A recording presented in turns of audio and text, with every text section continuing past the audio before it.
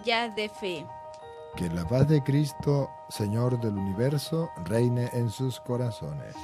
Vamos a ver la importancia de la palabra de Dios en la vida de los cristianos. Estudiaremos San Juan capítulo 12, versículo 48 en adelante. Hermano que me escucha, si es tan amable, tome la Biblia en sus manos. Vamos a deleitarnos con la palabra de Dios. Vamos a hacer como Samuel: habla, Señor, que tu siervo te escucha. Vamos a ver qué nos dice hoy la palabra de Dios. Vamos a creer en la palabra de Dios. Vamos a practicar la palabra de Dios para que nuestra vida esté llena de dicha, de bendiciones y de gracias de parte del Señor. Escuchemos pues lo que dice el Evangelio de San Juan, capítulo 12, versículo 48 y siguiente. El que me rechaza y no recibe mi palabra... Escuche. El que me rechaza. ¿Quién es el que rechaza a Jesús? El que no recibe su palabra. Entonces la gran pregunta es, tú cristiano, ¿recibes a Jesús en tu casa y lo rechazas por no escuchar la palabra, como Marta, allá en Lucas capítulo 10:38? Marta lo recibió en su casa, pero lo rechazó, no lo escuchó. Según la Biblia, ¿quién rechaza a Jesús? El que no escucha su palabra. De modo que usted puede decir, yo soy cristiano, yo creo en Cristo, yo amo a Cristo, yo doy la vida por Cristo, pero usted no escucha la palabra del Señor. Según la Biblia, entonces, usted rechaza a Cristo, aunque con su palabra diga que no. Pero con los hechos, usted lo rechaza porque no escucha su palabra. Repita lo que dice Juan entonces 12:48. El que me rechaza y no recibe mi palabra, ya tiene quien lo juzgue. Ven, es un pecado, es malo. Es malo rechazar la palabra de Dios. Es malo no leer la palabra de Dios, ya tiene quien lo juzgue. No está bien. El cristiano que no lee la palabra de Dios está cometiendo un error, una falla. El cristiano debería leer la palabra de Dios todos los días, aunque sea un ratico, pero leer la palabra de Dios todos los días.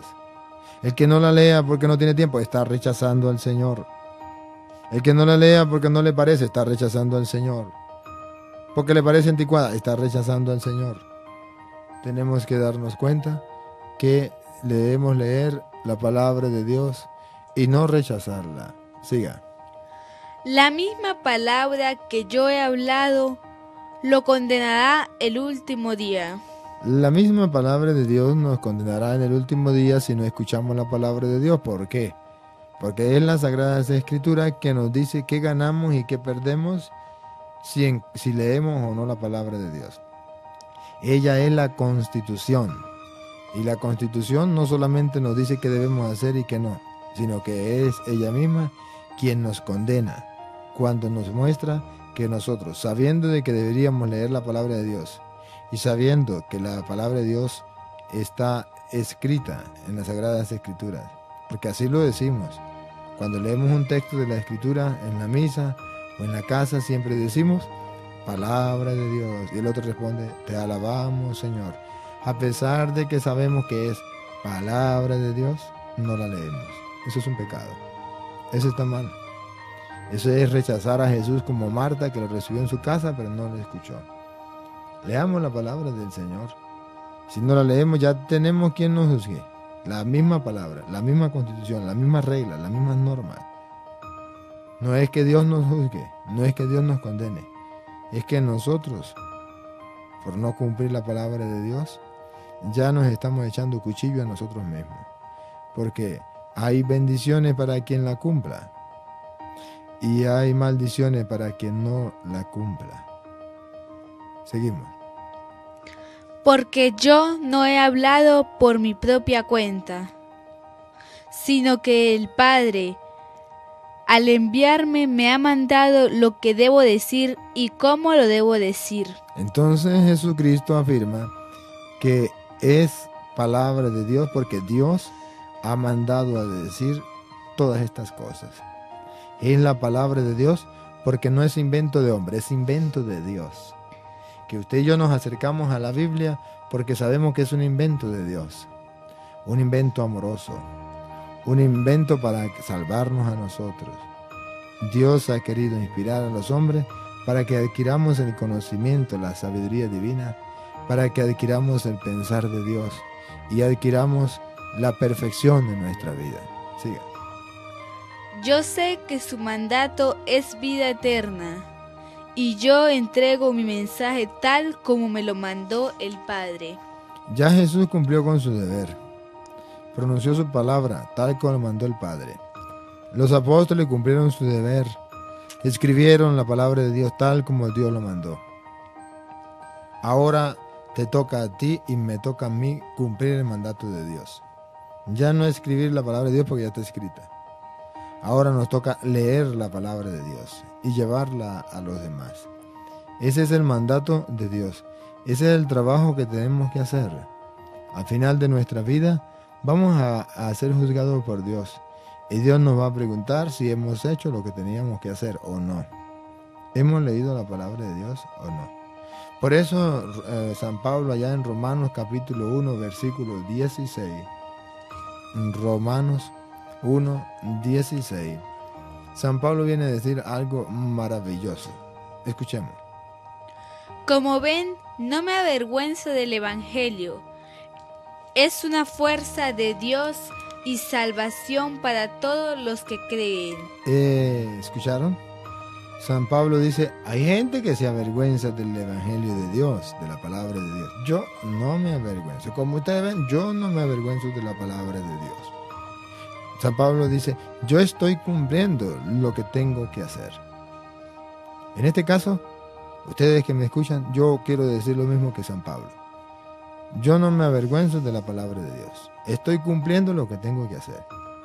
Yo estoy prestando mis labios a Dios para que su palabra llegue a sus oídos, a los oídos suyos de usted, y llegue a su corazón. Yo estoy prestando mis labios para que usted tenga la oportunidad antes de morir de oír la palabra de Dios. Si no la quiere poner en práctica, si no la quiere escuchar, eso ya no es problema mío, eso es problema suyo. Pero Dios te ha dirigido hoy su palabra. San Pablo dice, no me avergüenzo del Evangelio. Como ven, no me avergüenzo del Evangelio. Es una fuerza de Dios. Ahí está, el Evangelio, la palabra de Dios es una fuerza de Dios. Pregunto, ¿usted quiere tener la fuerza de Dios para vencer al diablo? ¿Quiere tener la fuerza de Dios para vencer al pecado, las tentaciones, las pruebas? ¿Quiere tener la fuerza de Dios para vencer al enemigo? ¿Quiere tener la fuerza de Dios para romper las cadenas que te atan? ¿Quiere tener la fuerza de Dios para salir de ese pecado en que ha estado esclavizado toda la vida y que ha hecho el esfuerzo de salir? Se ha propuesto 1000 veces salir del pecado y no ha sido capaz. Y termina diciendo, yo ya no puedo salir del pecado. ¿Sabe dónde está la fuerza para salir? En el Evangelio, en la palabra de Dios. Yo no me avergüenzo del Evangelio. Hay gente que se avergüenza. ¿Y por qué no me avergüenzo? Porque el Evangelio es fuerza de Dios, es poder de Dios para sacarme a mí del pecado. Cuando yo leo la palabra de Dios, la medito y la dejo que crezca en mi mente y en mi corazón, yo puedo salir del error, puedo salir del pecado. Es fuerza de Dios. ¿Qué más? Y salvación para todos los que creen. El Evangelio, la palabra de Dios, es motivo de salvación. ¿Para quién? Para todos los que creen. Para eso precisamente. Pregunto, ¿usted está decidido a creerle a Dios? Por eso Marco dice, Marco 1:15, el reino de Dios está cerca, conviértense. Creen en el Evangelio. El Evangelio es salvación. Y nosotros tenemos que creerlo.